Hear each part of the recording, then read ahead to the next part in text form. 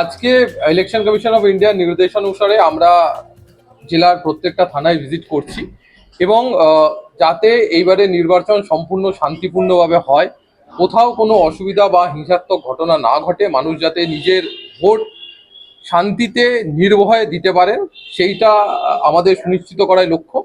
সেই উদ্দেশ্যে আমরা থানাতে যাচ্ছি এবং থানার প্রত্যেকটি যারা অফিসার ফোর্স আছে, সিনিয়র অফিসাররা আছেন, তাদেরকে জিনিসগুলো অবগত করা হচ্ছে এবং আমরা নিশ্চিত যে আমরা সঠিকভাবে শান্তিপূর্ণভাবে ইলেকশন করতে পারব। বাঁকুড়ায়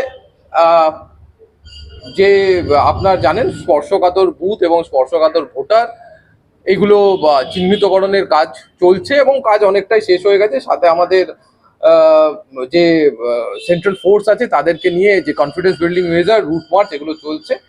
এগুলো আপনারা যে সংখ্যাটা আছে সেটা আমরা অফিসিয়ালি জানিয়ে দেবো।